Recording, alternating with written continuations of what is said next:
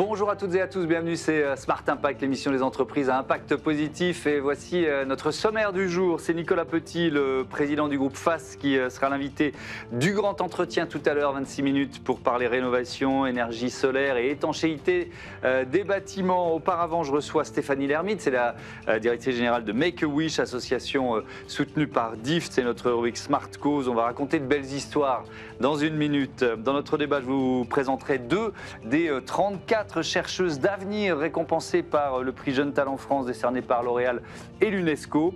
Et puis dans notre rubrique consacrée aux startups éco-responsables, vous découvrirez Breen qui fabrique des stands 100% recyclés et recyclables pour le secteur événementiel. C'est simple, ils sont en carton. Voilà pour les titres de ce Smart Impact, c'est parti.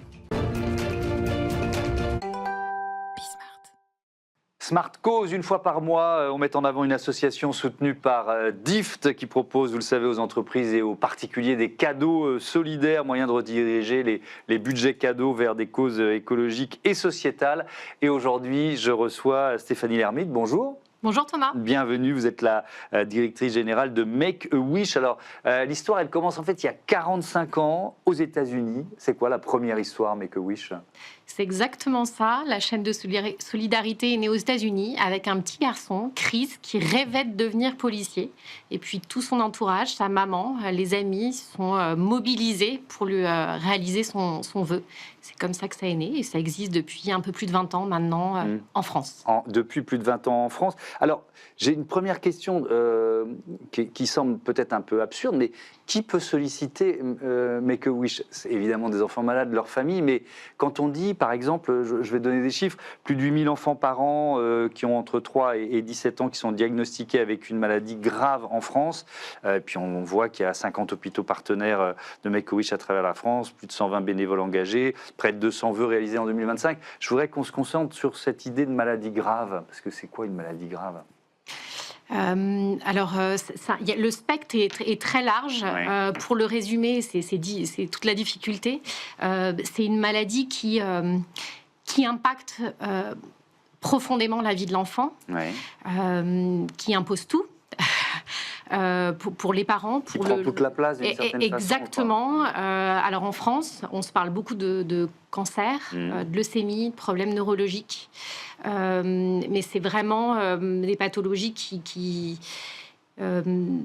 enlèvent une part d'enfance. Ouais. Et je vois que la définition, elle est... parce que j'imagine c'est du cas par cas, quand une famille vient vous solliciter. La particularité de Make-A-Wish, c'est qu'on travaille avec le médecin hospitalier de l'enfant. On a nous-mêmes des médecins bénévoles référents qui se parlent de l'éligibilité de l'enfant. On a un protocole très clair, déjà aussi pour assurer la sécurité et la qualité du vœu. Donc c'est du cas par cas. Avec, je redonne le chiffre, là, on est à la fin de cette année, donc quasiment 200 vœux réalisés en 2025. Ça fait un vœu tous les 2 jours. Alors vous préparez quoi en ce moment, tiens ? Parce qu'il y a toujours un vœu, ou plusieurs vœux en cours, en préparation, peut-être qu'ils vont se faire aujourd'hui pendant qu'on enregistre, etc. Exactement. Ouais. On a beaucoup de vœux autour du voyage. C'est très difficile pour un enfant de formuler son vœu. Je tiens à le rappeler, on ouvre le champ des possibles. Parfois, ça ne se fait pas après la première rencontre, mais il faut une deuxième rencontre avec nos bénévoles. Donc, on a beaucoup de vœux autour du Père Noël, partir en Laponie, énormément en ce moment. Puis, on a aussi des vœux qui projettent l'enfant dans ce qu'il aimerait faire plus tard, ce qu'il aimerait devenir. On a un vœu en ce moment, je voudrais être une danseuse étoile, ou je voudrais chanter avec Santa. Ça va se faire en février. Mais je tiens à rappeler qu'un vœu, ce n'est pas un simple cadeau. C'est un parcours qui dure plusieurs mois, qui s'inscrit dans le parcours médical de l'enfant. Et c'est comme ça qu'on arrive à avoir un impact physique, psychologique sur l'enfant. Il redevient acteur, il choisit, il décide, il se projette. Et c'est ça qui a de l'impact pour l'enfant et bien sûr pour sa famille. Parce qu'un vœu est toujours réalisé en famille. Évidemment. Et on va en reparler, on prendra le temps de cet impact thérapeutique pour les enfants malades, pour leur famille aussi, ça me semble évidemment très, très important. Mais vous disiez finalement, il faut les aider à définir leurs vœux. C'est-à-dire que peut-être ils n'osent pas au départ, ou alors c'est difficile de se projeter, de dire effectivement, le champ des possibles, c'est vaste. Hein. C'est vrai. Pour la petite anecdote, on a reçu un mail ce matin d'une maman qui n'osait pas s'adresser à l'association, faire une demande. Les familles aussi sont prises dans... Je disais que la maladie imposait tout et elles n'ont pas forcément le temps. Aussi, de manière très de faire une demande. Elles sont dans toutes ces démarches et dans tout ce parcours médical très, très lourd. Donc, à nous rendre visibles. Et c'est pour ça qu'on travaille aussi avec les services pédiatriques en Île-de-France, bien sûr, et puis au niveau national. Donc, oui, elles n'osent pas toujours faire ces démarches-là. Et puis, on a des bénévoles. Je dis souvent que le bénévolat, ce n'est pas une ressource gratuite, parce que chez Make-A-Wish, on prend vraiment le temps de former nos bénévoles, de les accompagner. Et puis, pour justement préparer cette première rencontre et essayer de bien connaître l'enfant et de l'aider à définir. Est-ce qu'il y a des vœux impossibles ? C'est-à-dire soit parce que le défi est trop grand, soit parce que la maladie le rend impossible ? Oui. On a eu le cas dernièrement d'une jeune fille qui rêvait de nager avec les dauphins. Sa pathologie, malheureusement, ne pouvait pas rendre le vœu possible. Donc, on essaie de trouver des solutions. Et c'est là où vraiment travailler main dans la main avec le médecin hospitalier. Définir aussi à quel moment démarrer ou inscrire ce parcours de vœux, c'est très important pour nous. Alors, il y a les vœux impossibles et puis il y a tous ces défis que vous réussissez à relever. Je ne sais pas s'il y en a un que vous trouvez qui a été plus compliqué que les autres, plus dingue, qui a demandé un temps, une énergie à toutes les équipes de Make-A-Wish que vous voulez mettre en avant. On a 3 axes de mobilisation, Thomas. Un qui est très important, mais qui est propre au monde associatif, je dirais, c'est de trouver des financements.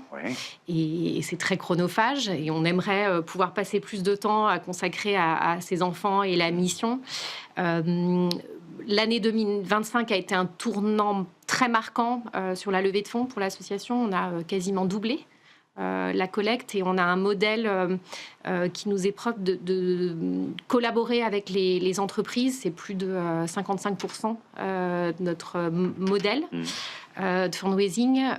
Donc ça a été un vrai challenge de pouvoir les mobiliser, de comprendre leurs enjeux, de comment s'inscrire dans ces enjeux-là de marque l'employeur RH pour pouvoir construire des partenariats pluriannuels.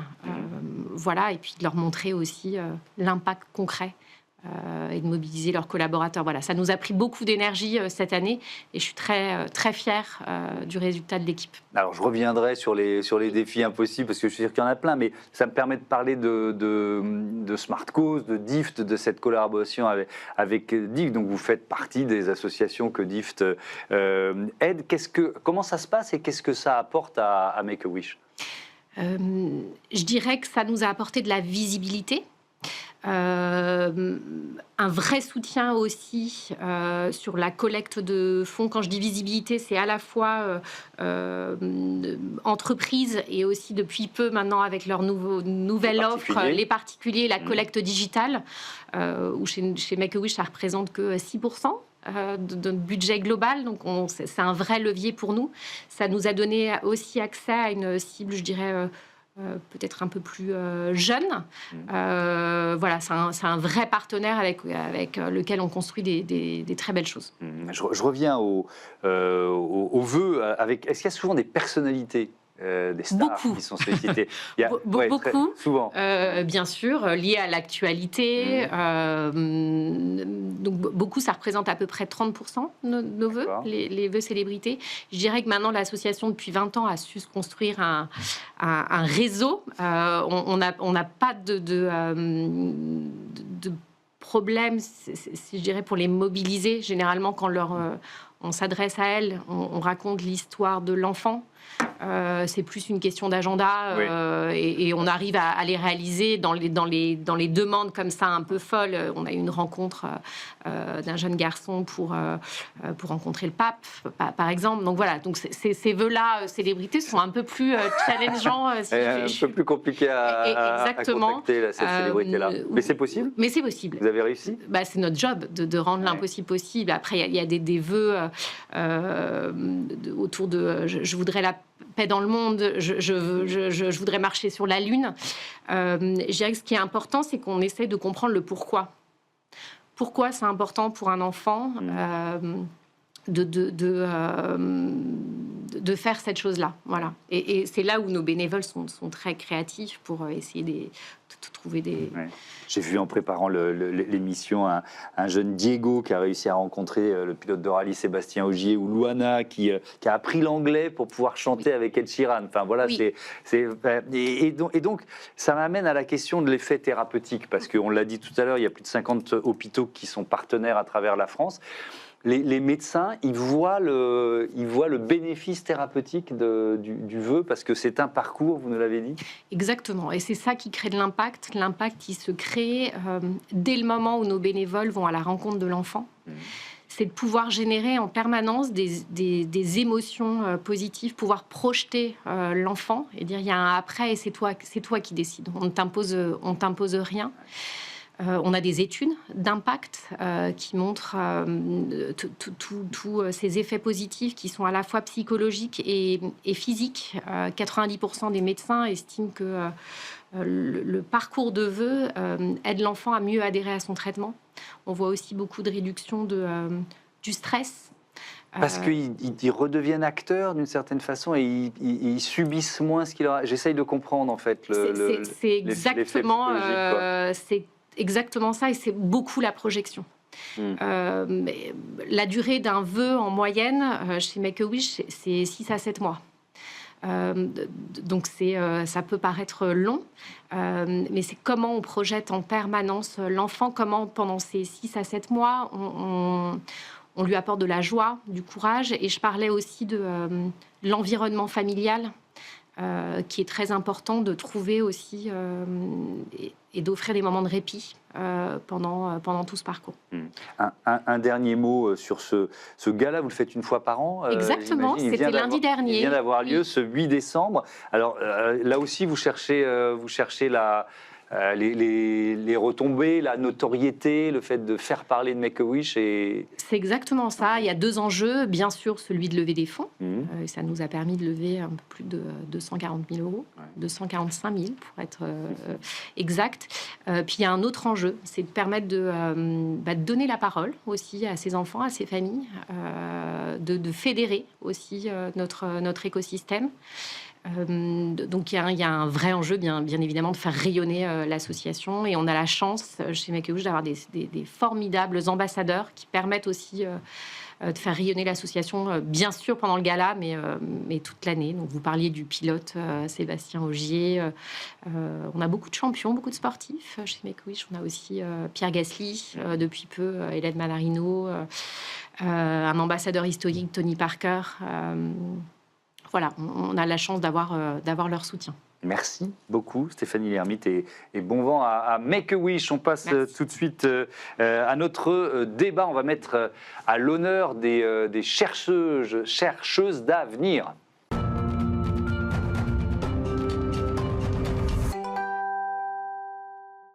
C'est le débat de ce Smart Impact. On met à l'honneur 2 des 34 lauréates du prix Jeunes Talents France organisé par L'Oréal et l'UNESCO. Marion Guérin, bonjour. Bonjour. Bienvenue, postdoctorante à l'unité dynamique des réponses immunes à l'INSERM et l'Institut Pasteur. Clémence Alietta, bonjour. Bonjour. Bienvenue à vous aussi. Vous êtes doctorante au laboratoire télécom équipe électromagnétisme et antenne à l'École nationale de l'aviation civile à l'Université de Toulouse. Je vais commencer, après on parlera de ce prix et de ce que ça représente pour vous, mais par essayer de comprendre ce que vous faites. Marion Guérin, c'est sur quoi vous travaillez ? Alors en fait, moi, je suis dans le domaine de l'immunologie associée à la cancérologie. Donc c'est vraiment comprendre comment notre propre système immunitaire, qui est toujours impliqué pour se défendre contre des virus, des bactéries, peut là, dans le contexte du cancer, aider à vaincre justement les cancers. Donc il va y avoir plusieurs manières de faire et il va y avoir surtout les immunothérapies qui ont été développées il y a une dizaine d'années et mises sur le marché, qui ont une très bonne efficacité clinique. Et en fait, ça va vraiment permettre de restimuler notre propre système immunitaire pour qu'il lutte contre les cellules cancéreuses. Et vous, Clémence Alietta, sur quoi vous travaillez? Alors, sur un tout autre sujet, moi, je travaille sur notre atmosphère. Et en particulier, j'étudie les événements extrêmes qui peuvent s'y dérouler. Et notamment, ce que je suis en train de faire en thèse porte sur le sondage des panaches de fumée de feux de forêt à partir des satellites, où on est en train d'envisager cette piste également, étudier les cyclones. Voilà, tout ce qui est un peu extrême sur Terre. Bon, on y reviendra et on rentrera dans le détail de ce que vous faites. Mais donc, ce 8 octobre, vous avez toutes les deux été distinguées par ce prix Jeune Talent L'Oréal UNESCO pour les femmes et la science. Déjà, qu'est-ce que ça représente pour vous, la reconnaissance, le fait de passer comme ça sur un plateau télé? C'est pas rien, mais est-ce que c'est important? Alors effectivement, je pense que c'est très important. C'est surtout très impressionnant au départ, car je pense qu'on était la majorité à ne pas en croire un seul mot quand on a été contacté par téléphone. Et non, c'est vraiment très important parce que déjà, ça permet de mettre en lumière que c'est possible de faire de la science en étant une femme.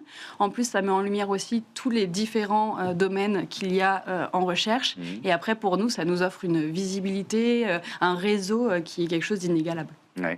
Clémence, vous faites partie des 34 lauréates. Peut-être, alors moi j'imagine, j'y étais pas, mais j'imagine la scène, parce que là déjà on voit deux univers de recherche qui sont très très différents. Ça partait dans plein de directions différentes finalement, quand vous avez discuté avec les autres chercheuses et scientifiques. Oui, tout à fait, et c'est ça qui fait la richesse un petit peu de ce programme, c'est que moi j'ai pu discuter avec des chercheuses en biologie, en biologie de l'environnement, biologie plutôt côté médecine, chose que je ne peux pas faire au quotidien, qui reste plutôt dans la physique. Donc c'est vrai que rien que d'un point de vue des expériences, on n'a forcément pas le même vécu en fonction de nos thématiques. Il n'y a pas forcément les mêmes difficultés en tant que femme, si on fait de la biologie, des maths appliquées. Donc non, c'était effectivement un événement très riche, parfois complexe, de se comprendre entre différentes thématiques, mais très très riche. Ouais. Est-ce qu'il y a des idées de passerelles qui peuvent se créer à l'occasion d'une rencontre comme celle-là? Ou pas forcément. Hein. Alors, ça peut. Après, ça dépend des thématiques. Je sais que, étant dans une thèse personnellement très pluridisciplinaire, on peut toujours, en discutant avec des jeunes chercheuses lauréates qui travaillaient plus sur la biologie de l'environnement, trouver des points d'accroche, que ce soit sur les cyclones, la préservation de la biodiversité. Tous ces sujets sont un petit peu connexes. Après, j'imagine que pour Marion, également d'un point de vue biologie, médecine, il y avait des accroches. Il y avait beaucoup de lauréates qui étaient dans l'univers de la médecine ou pas Alors forcément. Beaucoup. La biologie, c'est quand même l'endroit où il y a le plus de femmes dans la recherche. Donc forcément, ça biaise un petit peu. Mais après, c'est vrai que ce prix-là et cette distinction-là, ils font vraiment attention à l'ouvrir à tous les domaines. Et ils essayent vraiment d'avoir des quotas, on va dire, de chaque, pour ne pas que justement la biologie, qui est l'endroit où vont finalement plus facilement les femmes, ne soit que, à 100% représentée que de biologistes. Est-ce que, alors on va parler évidemment, parce que c'est aussi l'objectif de ce prix, de créer des vocations, de pousser la féminisation des filières scientifiques, puisque les femmes, elles représentent 34% de l'ensemble des personnels de recherche et de développement. Donc il y a encore beaucoup de travail et de leviers à activer. Je vais d'abord vous poser une question assez personnelle. Je commence avec vous, Marion Guérin. Est-ce qu'il y a eu des obstacles ou des moments de doute, ou alors c'est pas pour vous, ça marchera jamais. Est-ce que vous avez vécu ça ou pas, d'ailleurs? Ouais, moi, j'ai vraiment eu la chance dans mon parcours d'être toujours très bien entourée, que ce soit pendant à la fois les études, mais à la fois la thèse et mon post-doctorat. J'ai vraiment eu des chefs d'équipe et une directrice de thèse assez incroyables qui m'ont toujours encouragée. Donc, personnellement, je ne l'ai pas forcément ressenti, mais c'est vrai que par contre, autour de moi, mes amis, mes camarades, j'ai bien vu que les filles doutaient énormément et avaient quand même un chemin beaucoup moins facile d'accès que les hommes. Et votre tour d'expérience, Clémence Alietta? Il va être un petit peu similaire. Après, c'est vrai que c'est encore différent dans tout ce qui est physique et maths. Il y a encore moins de femmes qu'en biologie. Vous citiez le nombre de 30% environ en sciences en France. Dans les sciences maths et physique, on est plus autour de 15-20%. Donc il y a une vraie place à se faire. Et c'est vrai que parfois, ça peut être un petit peu décourageant ou en tout cas désarçonnant quand on arrive en conférence et qu'on voit qu'on est 3 filles dans la salle sur une cinquantaine de publics. Donc, c'est vrai que oui, il ne faut pas douter de soi, et ça peut être dur parce que tout est fait pour nous faire douter. Alors, je veux bien qu'on quand même passe un peu de temps là-dessus, sur ce tout est fait pour nous faire douter. C'est-à-dire qu'il y a un environnement culturel, il y a un environnement parfois familial, un environnement éducatif qui vous fait douter ou qui pourrait vous faire douter. Alors, dans mon environnement familial et personnel, je n'ai pas été freinée pour faire des sciences. Il n'y avait pas de souci avec ça. Je parle plus de facteurs qui ne sont pas directs. C'est pas un complot pour faire douter les femmes. Oui, bien sûr. Mais il y a plein de petites choses un petit peu insinueuses. Ne serait-ce qu'en prépa. C'est même sans y réfléchir, des fois, une phrase, une petite phrase, voilà, c'est ça, où tu es sûr, où c'est dur comme étude, des choses que mes camarades garçons n'ont jamais entendues, par exemple. Quand on dit qu'on veut faire une prépa, j'ai beaucoup d'amis qui ont dit non, mais on m'a dit que c'était dur quand même psychologiquement, alors que j'ai jamais entendu de garçon et qui on a dit fais pas de prépa, c'est trop dur pour toi. Donc c'est peut-être de la surprotection, mais qui finalement nous brime. Nous bride un petit peu dans nos ambitions. Alors, évidemment, il y a autant de filles que de garçons qui sont doués pour les matières scientifiques, sauf qu'on voit que plus on progresse dans les études, plus le nombre de filles se réduit. Comment vous l'expliquez, ça ? Alors, je pense qu'il y a à la fois, effectivement, le fait de douter, des fois, de ses capacités à atteindre des postes haut placés, parce que pas qu'on n'a pas les compétences, mais parce que l'environnement nous fait penser qu'on n'a pas les compétences. Notamment, quelque chose qui est important, c'est la grossesse, la prise en compte de la maternité chez la femme. Moi, je me souviens que je voulais absolument avoir un enfant en fin de thèse, ce que j'ai réussi à avoir. Mais c'est vrai qu'après se poser la question, du coup, je vais peut-être pas partir faire un post-doctorat à l'étranger. Or, le post-doctorat à l'étranger, pour avoir un poste à la suite, finalement, c'est ce qu'on attend. Donc, du coup, ça demande de vraiment réfléchir, est-ce qu'on est prêt ou pas à faire ces concessions. Pareil, un congé maternité, c'est du temps d'arrêt d'un projet. On n'est jamais remplacé lorsque l'on part. Le projet nous appartient. Il n'y a que nous-mêmes qui pouvons le faire. Donc forcément, s'interrompre 6 mois, c'est non négligeable. Il va y avoir des équipes dans lesquelles les chefs d'équipe vont être très compréhensifs. D'autres équipes où c'est absolument impossible. Donc ça, c'est, je pense, aussi quelque chose qui est très, très compliqué. La possibilité de concilier vie de famille avec vie professionnelle et surtout, l'évolution de carrière, c'est quelque chose qui va être vite freiné. Mais est-ce que ça veut dire que les plans de carrière, ils ont... alors après, on peut essayer d'en sortir, mais bon, est-ce que les plans de carrière, ils ont été conçus par des hommes et pour des hommes ? Alors ça, c'est une bonne question. Après, j'avoue qu'étant plus jeune que Marion, je n'ai pas encore eu ces questions à me poser, en tout cas pour ma vie personnelle. Après, c'est vrai que quand on parle des concours pour être chercheur CNRS, par exemple, le postdoc obligatoire à l'étranger, obligatoire entre guillemets, c'est une règle implicite, peut freiner, je pense, même moi, j'y réfléchis. Je me dis, est-ce que j'ai envie finalement de mettre ma vie entre parenthèses 1 an ou 2 pour aller à l'étranger, perdre mes racines, mon environnement proche, pour une carrière que je ne suis pas sûre d'avoir à la fin. Donc c'est vrai qu'il y a peut-être des choses à faire évoluer sur ce point de vue-là. Alors, je reviens sur l'objet de vos travaux, donc immunologie pour explorer l'utilisation des immunothérapies contre le cancer. On en est où ? C'est-à-dire que c'est évidemment un domaine dans lequel la recherche progresse et les scientifiques travaillent en permanence, mais vous nous disiez, ça y est, on commence à en voir les effets, c'est ça ? Oui, effectivement. Donc il y a eu beaucoup d'immunothérapies qui ont été mises sur le marché dans les années 2010-2015. Donc finalement, c'est assez récent en termes de clinique par rapport à la chimio, radiothérapie qui sont là depuis des décennies. Et en fait, maintenant, on commence à en voir du coup les répercussions. Donc, il y a vraiment des effets très positifs. Ça va être une des thérapies qui, pour l'instant, permet d'obtenir les meilleurs taux de réponse dans différents cancers et du coup aussi pour à la fois des tumeurs primaires ou des tumeurs qui récidivent.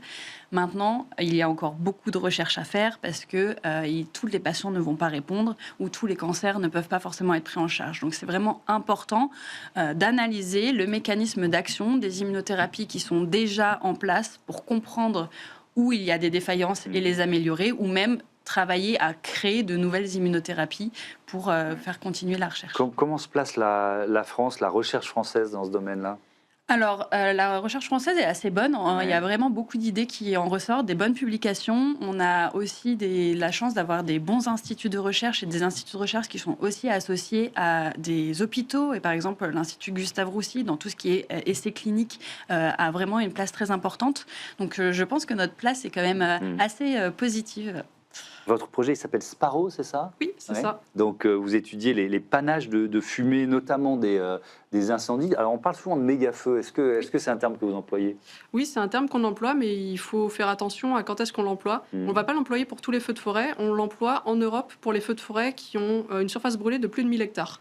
Aux États-Unis, comme ils sont plus habitués à des feux de grande ampleur, eux, ils fixent le barème à 10 000 hectares pour un méga-feu. Et alors donc vous étudiez, vous avez commencé à en parler tout à l'heure, mais si on rentre un peu plus dans le détail, vous étudiez quoi et puis alors pour quels usages?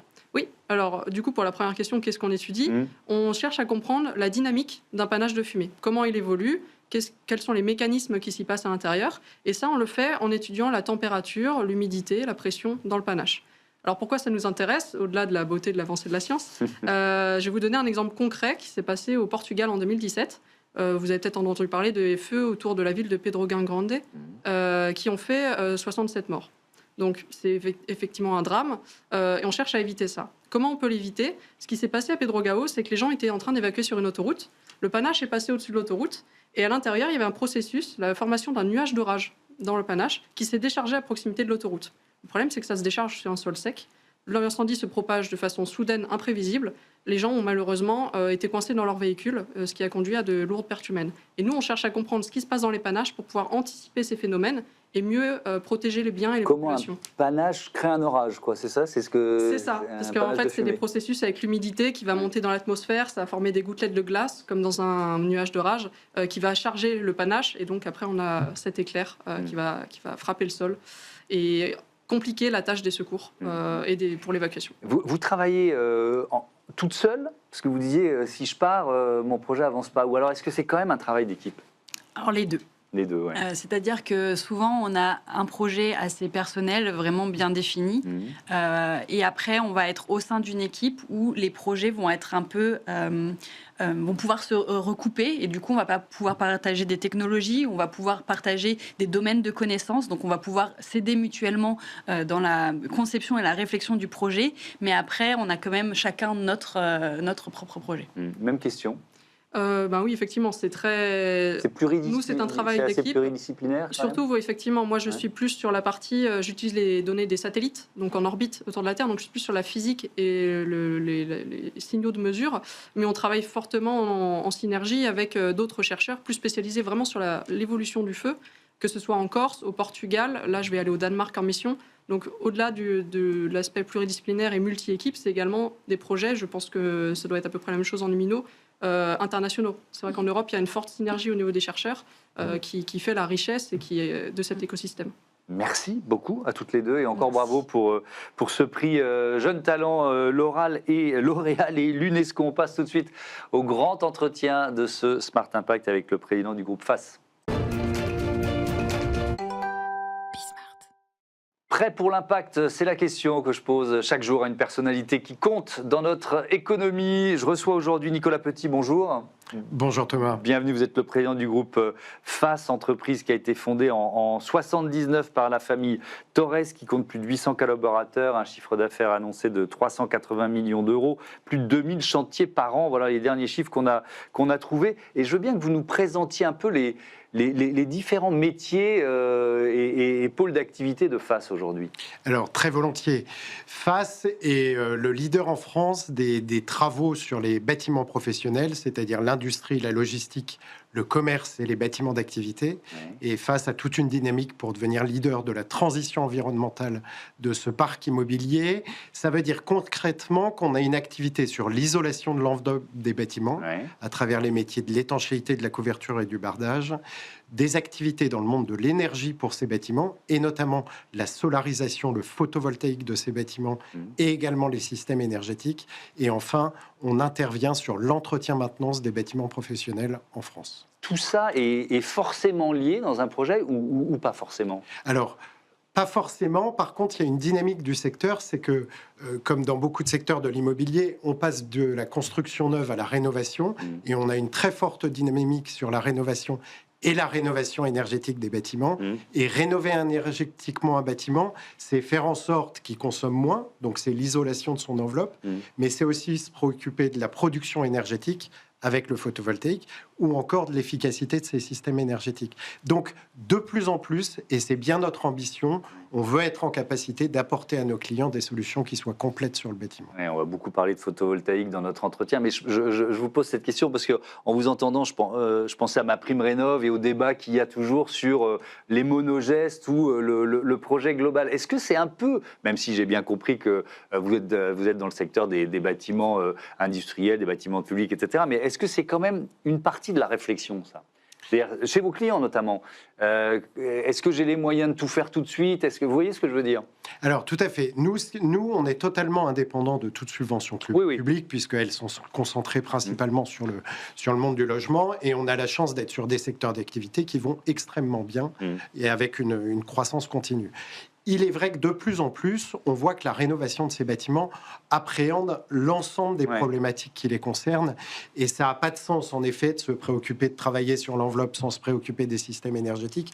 Et c'est bien pour ça que nous, on essaye de développer des solutions globales pour nos clients. Est-ce qu'il y a des défis techniques, technologiques que vous devez relever en permanence, ou est-ce que finalement vous mettez en place des solutions qui sont testées depuis longtemps vous voyez ce que je veux dire ? Ou est-ce que chaque nouveau projet est un défi technologique ? Alors, en rénovation, il y a une nécessité de prendre en compte le bâtiment tel qu'il est et d'essayer d'adapter les solutions.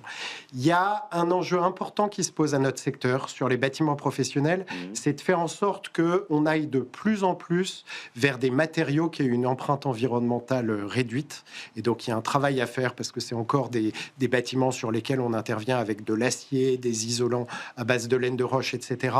Et donc, il y a des réflexions importantes de R&D pour développer des solutions plus environnementales.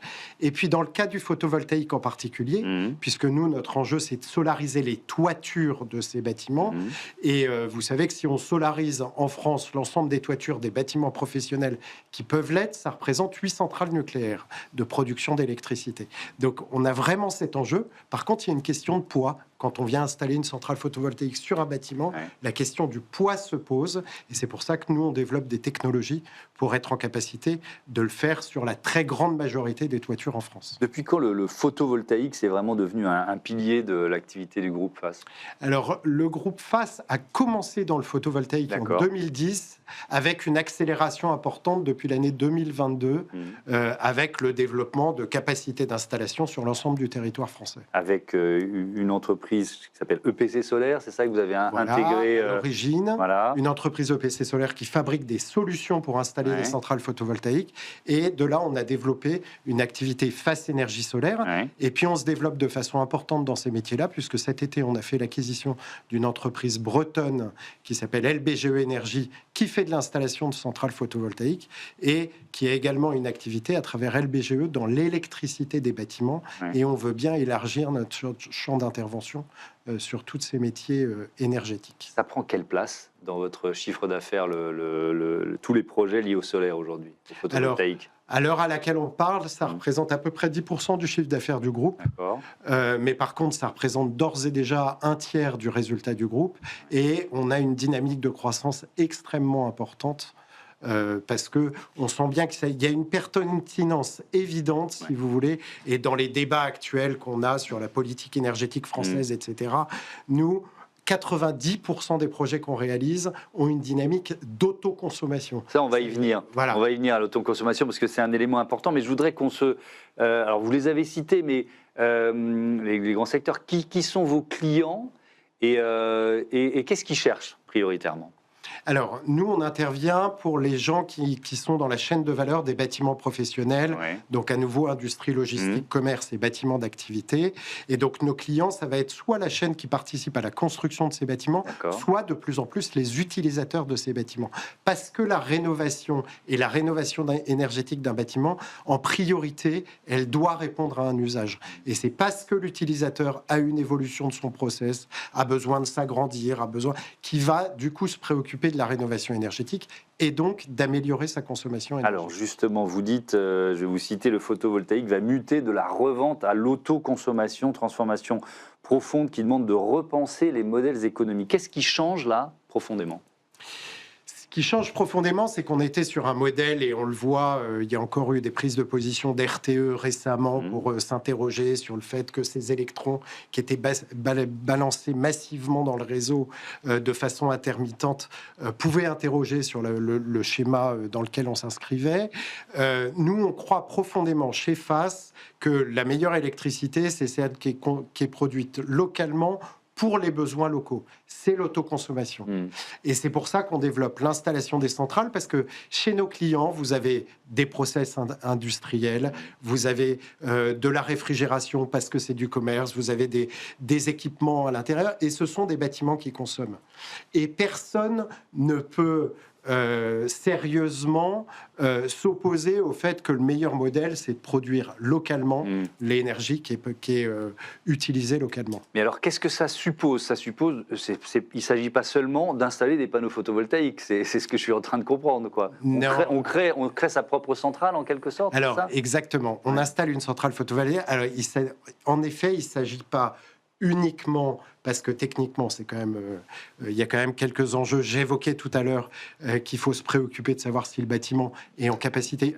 Une centrale photovoltaïque, ça ne pèse que 17 kg du mètre carré, mais c'est suffisant pour qu'on ait besoin de se préoccuper et de vérifier que le bâtiment est en capacité de la supporter. Donc, il y a des enjeux techniques à cet endroit-là. Et puis, en plus, il faut faire ensuite attention à ce que la production soit en adéquation avec la consommation, et avec naturellement une production photovoltaïque, c'est une production qui a de l'intermittence en fonction de la météo, des périodes de l'année, etc. Donc il faut des moyens de stockage. Donc voilà, le moyen de stockage s'impose de plus en plus sur le marché, et puis il faut être en capacité de le piloter dans la durée pour adapter en permanence cette consommation énergétique aux besoins de l'utilisateur. Est-ce que vous êtes inquiet c'est vrai que c'est une filière qui traverse quand même une zone de turbulence. Est-ce que ça vous inquiète? Alors, mais pas du tout. Pas du tout. Mais pas du tout. C'est-à-dire que le réglementaire ou le fait d'attendre une loi de programmation pluriannuelle de l'énergie depuis, bon, alors il y a un décret qui tombe, mais depuis des années, tout ça, vous restez serein?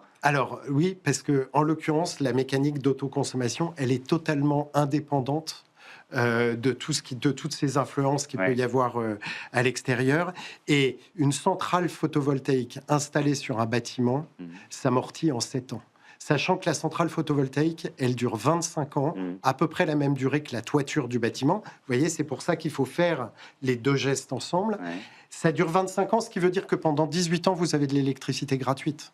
Donc, si vous voulez, indépendamment de toutes les politiques énergétiques, le premier levier, le levier financier pour l'utilisateur est évident. Alors, avec quand même une question de souveraineté et de dépendance aux importations, parce qu'aujourd'hui, alors que la France était leader et pionnière dans la production de panneaux photovoltaïques, aujourd'hui, ils sont chinois, ou à 90, 95, 98% chinois. Je pense que c'est supérieur à 90% sur le territoire français. C'est ça. Donc, c'est trop tard, ou on peut reconstituer une filière de production? Alors, ce qui est vrai, il y a des filières qui sont en émergence, et il y a des initiatives tout à fait positives. Nous qu'on suit avec grand intérêt. On a beaucoup de proximité avec toutes ces entreprises françaises qui essayent de recréer une filière de photovoltaïque. Aujourd'hui, il faut reconnaître qu'il y a un écart de prix qui reste extrêmement important entre ce qui est produit sur le territoire français et ces panneaux qui sont importés. Par contre, on suit ça avec très grand intérêt, et on sera ravis dès qu'on aura des capacités de production qui vont le permettre en France. Nous, on sera ravis de pouvoir proposer à nos clients une alternative française qui soit produite localement, quoi. Pour l'instant, c'est pas possible. C'est vraiment trop cher. Pour l'instant, on peut encore, dans des projets qui sont particulièrement complexes et où il y a une volonté globale de l'utilisateur d'investir pour soutenir une filière française, on a la capacité à proposer des panneaux français. Par contre, il faut les anticiper, parce que c'est vrai que les quantités de production sur le territoire français nécessitent d'avoir un petit peu d'anticipation, etc. Mais avec de la préparation sur des projets particuliers, on peut l'envisager. C'est une réponse française ou européenne qu'on attend là-dessus? Alors, les deux? Forcément les deux. Et la question des barrières commerciales aux portes de l'Europe sera probablement un élément de réponse important à cette question-là. Alors, il y a un principe dans cette émission, c'est que l'invité du Grand Entretien pose une question à un invité de la semaine suivante. À votre place, il y avait Alexandre Rambaud, qui est maître de conférence, co-directeur de la chaire comptabilité écologique chez AgroParisTech, et forcément, il est allé sur ce terrain. On l'écoute. Bonjour Nicolas. Dans le contexte du développement des énergies renouvelables, la question c'est pour assurer un meilleur financement et une meilleure intégration des énergies renouvelables, dans quelle mesure la comptabilité et les principes par exemple de double matérialité peuvent apparaître comme facilitants, voire étant être nécessaires pour une meilleure prise en compte justement du développement de ce champ.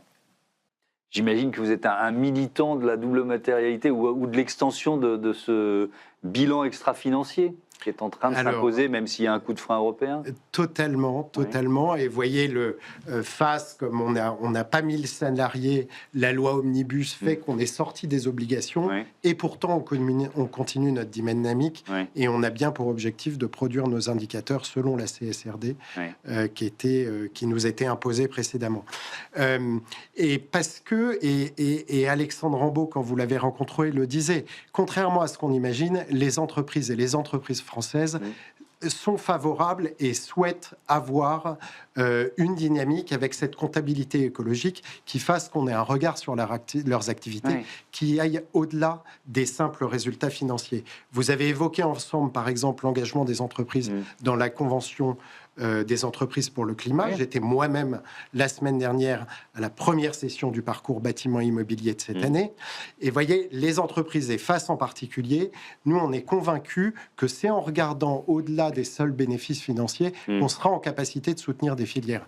Et les énergies renouvelables, pour les questions qu'on a évoquées ensemble, sont évidemment absolument prioritaires. Alors, il y a ça ouvre plein de chapitres. On reviendra sur la Convention des entreprises pour le climat parce qu'on les a reçus à de nombreuses reprises dans cette émission et c'est un levier de transformation que je trouve assez passionnant. Mais alors certes, la loi Omnibus, donc la modification de la directive, de la loi européenne CSRD, fait qu'une entreprise, une ETI comme la vôtre, elle sort du champ. Sauf que les donneurs d'ordre, les grandes entreprises, elles continuent.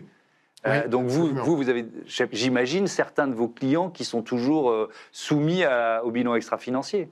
Alors oui, on a certains de nos clients qui le sont, mais vous voyez, c'est pour ça que nous, on a décidé de rester. Mais oui, parce que par capillarité, on va continuer de vous demander des métriques sur ce que vous faites. C'est ce que vous évoquiez, ensemble il y a quelques jours, c'est qu'effectivement, il est tout à fait légitime, si on veut se préoccuper largement des impacts qu'on a, des différents impacts qu'on se préoccupe de ses fournisseurs et de ses sous-traitants. On peut pas l'enlever. Donc nous, pour nos clients, c'est important qu'on soit en capacité également de le produire, et de la même façon qu'on va embarquer nos sous-traitants dans la mesure où ça sera possible. Mais est-ce qu'il y a quand même un potentiel effet négatif? C'est-à-dire que le marché, j'ai bien compris qu'il y avait un marché potentiel assez gigantesque en France, notamment d'équipements photovoltaïques sur le toit des équipements industriels, mais si une entreprise se dit finalement je ne suis pas concerné par le bilan extra-financier, peut-être que je vais retarder mes investissements en matière de photovoltaïque, par exemple, ou pas du tout. Alors, nous, aujourd'hui, on ne ressentez pas du tout. Non. En fait, si vous voulez, le monde des bâtiments professionnels est un monde qui est un grand oublié, ou en tout cas qu'on regarde peu dans le monde du bâtiment. Tout le monde est très attentif et on parle beaucoup des remous qu'il peut y avoir dans le logement, mais le bâtiment professionnel, on l'évoque peu.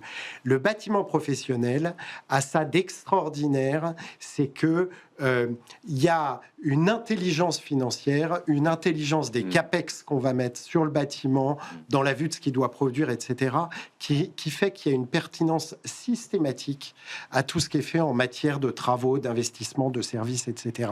Donc ça ne dépend pas d'une directive européenne, c'est ce que vous nous dites? Oui, exactement. C'est-à-dire que le monde de nos clients, c'est un monde qui, indépendamment d'une directive, s'il considère que c'est un bénéfice pour son activité, pour ses propres clients, de toute façon, il avancera. Alors, cette convention des entreprises pour le climat, donc vous avez décidé de vous lancer dans le processus? Absolument. Oui. Alors, j'ai reçu beaucoup de chefs d'entreprise qui l'ont fait.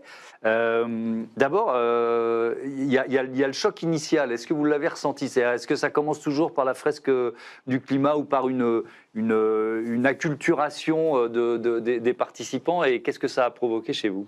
Alors, en effet, on a les 2 premières journées, on passe par un certain nombre de constats dans les différents domaines, l'eau, la biodiversité, le carbone, etc. Je vous avoue que moi, j'avais déjà une certaine connaissance de ces sujets-là pour m'y intéresser depuis de longues années. Moi, j'en suis un convaincu pour le monde du bâtiment depuis le Grenelle de l'environnement. Et 2008. Voilà, exactement. J'ai participé aux lois Grenelle, à la loi pour la transition énergétique et la croissance verte, etc. Donc j'avais déjà une acculturation importante à ces sujets-là. Par contre, moi, j'ai été frappé par 2 choses. Premièrement, c'était très beau de voir plus de 100 entreprises qui étaient réunies et les chefs d'entreprise qui prenaient ce temps pour se rendre disponibles et pour travailler ensemble, conscients, en particulier dans le monde du BTP et de l'immobilier, qu'on sent que c'est par le travail du donneur d'ordre, des fournisseurs, des entreprises, etc., collectif, qu'on va réussir à faire changer les choses. Et de la même façon, le deuxième point que j'ai trouvé très intéressant à revoir dans cette séquence, c'est le fait que tout est lié. C'est qu'on ne peut pas, se préoccuper des sols sans se préoccuper du carbone, sans se préoccuper de biodiversité, d'énergie, etc. Tout est lié. Et donc, ça nécessite des réponses systémiques. Et pour que ces réponses puissent être systémiques, il faut rassembler les filières pour travailler ensemble. Le principe de cette convention des entreprises pour le climat, c'est qu'il y ait une feuille de route. Oui. Des chefs d'entreprise. Ça peut aller, c'est pas systématique, mais ça peut aller jusqu'à une remise en cause, même un changement du modèle économique de l'entreprise. Comment vous imaginez, vous, cette feuille de route, et qu'est-ce qu'elle doit vous apporter? Alors, je ne vais pas faire la conclusion c'est trop tôt. avant les 9 mois. C'est trop tôt. Et je serais ravi d'avoir l'occasion de venir vous partager ma feuille de route raconter. Dans quelques mois. Ouais. Par contre, on l'accueille de façon tout à fait favorable. C'est-à-dire, vous êtes prêt à pousser la réflexion jusqu'à réinterroger nos business models. Oui. Absolument. Absolument. Je vous évoquais tout à l'heure le fait que nous, avec notre position de leader sur les travaux sur le bâtiment professionnel, on connaît extrêmement bien les écosystèmes de ce monde-là. Et en particulier, moi, je regrette beaucoup que ces bâtiments professionnels, vous voyez, qui sont ces bâtiments en acier qu'on a sur le territoire français, aujourd'hui, on manque d'innovation et de R&D pour transformer les matériaux, pour transformer les modes constructifs, etc. Et donc, moi, je souhaite, à travers cet engagement, que ça soit une façon pour notre entreprise de réinterroger sa façon d'opérer. Ça veut dire que vous consacrez une part de votre budget en recherche et développement à trouver ces matériaux alternatifs. C'est une démarche collective. Vous parliez d'écosystème, de chaîne de valeur. Il faut que tout le monde le fasse en même temps, mette de l'investissement en même temps pour y arriver. Alors, sur les produits sur lesquels nous, on a la main, vous voyez, par exemple, je vous évoquais tout à l'heure qu'on développe des éléments pour l'installation de centrales photovoltaïques. On est très attentif aux matériaux qu'on utilise et on a des produits qui sont les meilleurs en matière d'empreinte carbone pour l'installation sur les bâtiments. Sur ceux où on est un des éléments de la chaîne de valeur, on discute avec nos fournisseurs. Et moi, j'ai eu la joie de retrouver certains de mes clients dans ce groupe de la Convention des entreprises pour le climat. Et on s'est d'ores et déjà dit qu'on allait fonder des groupes de travail ensemble avec nos équipes pour développer des solutions nouvelles pour le marché. Avec un investissement qui représente quoi? C'est-à-dire que inventer l'avenir, c'est le boulot d'un chef d'entreprise, d'une certaine façon. Mais là, quand il s'agit d'inventer des matériaux alternatifs, ça peut prendre beaucoup de temps, ça peut coûter beaucoup d'argent. Vous voyez, comment vous dites que c'est un secteur qui est focus et qui voit où est son retour d'investissement? Voilà, vous êtes prêt à mettre combien? La question, elle est un peu triviale, mais... Et je ne saurais pas vous répondre. C'est trop tôt pour vous faire une réponse extrêmement précise. Ce qui est sûr, c'est qu'on commence à y dédier de vrais moyens, avec un métier d'innovation et de R&D qui a émergé chez nous et un directeur qui y est dédié. On recrute des collaborateurs sur l'ingénierie énergétique pour être en capacité de réaliser le bilan de carbone des projets sur lesquels on intervient et de travailler sur nos propres émissions de carbone. Et petit à petit, avec nos parties prenantes, on va monter en puissance sur ces sujets. Donc, on a parlé d'autoconsommation. Comment vous accompagnez vos clients là, vers cette transition? Est-ce qu'il faut déjà les convaincre, ou est-ce que simplement les chiffres de retour sur investissement suffisent à les convaincre? Comment vous présentez finalement cette bascule vers l'autoconsommation? Alors, nous, notre force, c'est cette place qu'on a sur le marché dans les travaux d'enveloppe des bâtiments qui fait qu'on a un contact avec beaucoup d'acteurs dans ce monde-là. Aujourd'hui, on a une dynamique commerciale où on présente à nos clients les bénéfices qu'ils peuvent avoir à solariser leurs bâtiments. Et ce qui est vrai, c'est qu'à chaque fois qu'on regarde le cas précis d'un utilisateur, d'un industriel, qu'on regarde ses consommations, etc., et qu'on le modélise, allez, 9 fois sur 10, on emporte la décision parce que le bilan économique est évident. Ouais. Si on ne peut pas, si un industriel ne peut pas, parce que son toit n'est pas adapté, mettre des panneaux photovoltaïques sur le toit, il y a des alternatives? Alors, il y a de plus en plus, vous savez qu'en parallèle, il y a la dynamique sur les ombrières, sur les parkings, qui est une bonne façon d'apporter une réponse également. Par contre, c'est vrai que ça représente des investissements un peu plus importants de réaliser des ombrières. Et puis après, il y a des questions de pilotage des systèmes énergétiques du bâtiment qui peuvent être de nature à générer des économies d'énergie. Par contre, c'est vrai que la toiture du bâtiment s'y prête de façon particulière. Vous voyez, c'est extrêmement simple de solariser les bâtiments. Donc, à chaque fois qu'on le peut, il faut l'envisager. Et on considère que sur le territoire français, vous voyez, dans la statistique que je vous donnais tout à l'heure de ces fameuses 8 centrales nucléaires, on considère que, grosso modo, il y a un peu plus d'un tiers des bâtiments qui peuvent être solarisés, parce qu'il y en a certains, ou pour des raisons d'activité, parce que c'est des activités industrielles dangereuses, etc., ils s'y prêtent pas. Mais il y a au moins un tiers des bâtiments qui le peuvent. Est-ce que c'est vraiment le photovoltaïque qui va servir de base, ou est-ce qu'on peut associer d'autres leviers? Alors, je sais pas, ça peut être de l'éolien, ça peut être, c'est une question peut-être totalement à côté de la plaque, mais j'assume. Ou alors, par exemple, la récupération de chaleur fatale. Est-ce que tout ça peut rentrer dans un schéma que vous proposez à vos clients?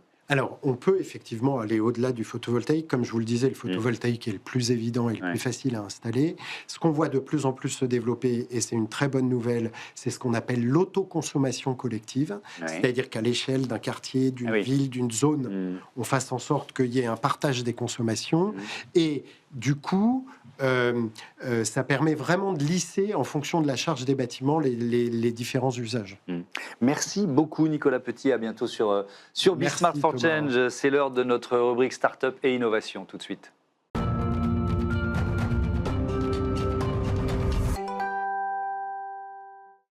Smart Ideas avec Hugo Duval, bonjour. Bonjour. Bienvenue, vous êtes le fondateur de Brin, vous l'avez créé il y a 10 ans, avec quelle idée? Dites-moi tout.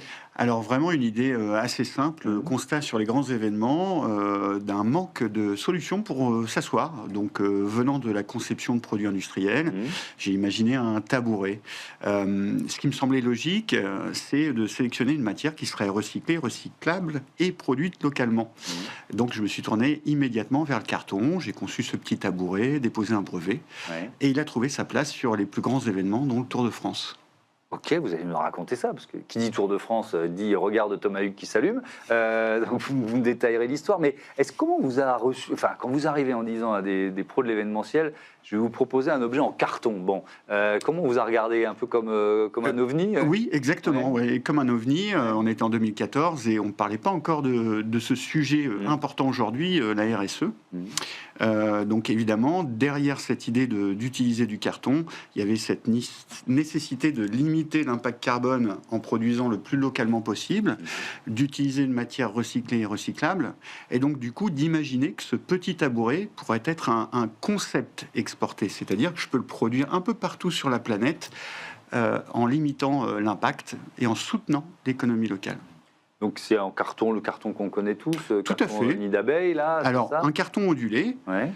Et effectivement, j'ai proposé par la suite différents mobiliers, sortir de ce petit tabouret pour proposer canapé, fauteuil en carton beaucoup plus robuste. D'accord, ok. C'est la résistance, le poids. Moi, je me pose des questions de béotien. C'est-à-dire, on peut tout faire en carton? On peut quasiment tout faire en carton. Ce petit tabouret, il résiste à 320 kg en charge verticale. Et on utilise des cartons nid d'abeille qui résistent en compression verticale jusqu'à 35 tonnes au mètre carré. Donc c'est assez surprenant. Donc on peut presque tout faire. Presque tout faire. Qui sont vos clients aujourd'hui ?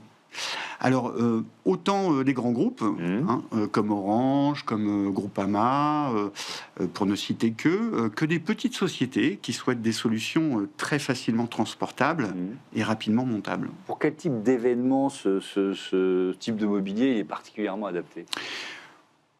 Un petit peu de tous les événements, je dirais. Aujourd'hui, dans l'événementiel, on a des solutions qui sont relativement compliquées à mettre en place, qui nécessitent des techniciens, constitués de matériaux qui viennent de très loin.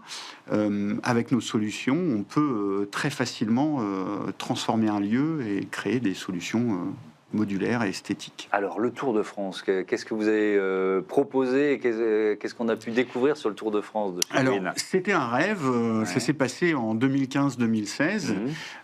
Quand j'imaginais ce petit tabouret, j'imaginais le voir sur le plus gros événement avec le plus de spectateurs debout. Petite recherche Google, Tour de France, 7 millions de personnes au total debout sur le bord des routes. Donc j'ai contacté directement la société ASO et puis ils ont eu l'ouverture d'esprit de me faire confiance et pendant les 2 premières années, 2015-2016, on a retrouvé les tabourets Breen sur le bord des routes. Assez surprenant comme aventure et un rêve. Alors, recyclable, recyclable. Donc, qu'est-ce qui deviennent vos tabourets, vos fauteuils, vos canapés ? Quelle durée de vie ils ont ? J'aurais pu commencer par là. Est-ce qu'ils ont une durée de vie qui est forcément plus éphémère que d'autres mobiliers ? Et puis, qu'est-ce qu'ils deviennent ? Alors cette question-là, elle est intéressante parce que je renvoie souvent la question sur la durée de vie. On parle d'éco-design et quand on parle d'éco-design, on parle de justesse. Donc nous, on va concevoir des solutions qui sont adaptées à l'attente de nos clients. Je prends 2 exemples extrêmes. Un grand groupe qui fait un événement en Allemagne et qui ne souhaite pas transporter au retour son stand. Là, on va sélectionner des cartons très fins et on va vraiment être dans quelque chose de très très light qu'on pourra directement recycler sur place. D'accord. D'autres exemples, un autre grand groupe qui souhaite réutiliser sa structure et son stand. Ben là, on va sélectionner des cartons beaucoup plus robustes et on va y associer un surfaçage en bois, des petites pièces en impression 3D en PLA, biosourcées et recyclables pour augmenter la durée de vie. Donc le carton n'est pas nécessairement éphémère. Merci beaucoup, Hugo Duval, et bon vent à Breen. Merci à vous. Voilà, c'est la fin de ce Smart Impact. Merci à toutes et à tous de votre fidélité à Be Smart for Change. Je vous dis à demain. Salut!